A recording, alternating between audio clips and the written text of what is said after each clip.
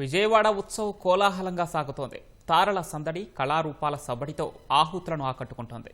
9వ రోజున రాష్ట్ర నలుమూలల నుంచి వచ్చిన కళాకారుల ప్రదర్శనలతో ఉత్సవ్ కన్నుల పండుగగా సాగింది.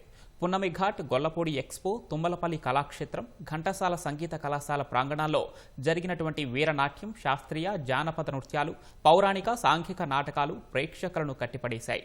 మిస్ విజయవాడ పోటీల్లో యువతులు హొయలు ఒలికిస్తూ ర్యాంప్ వాక్ చేశారు.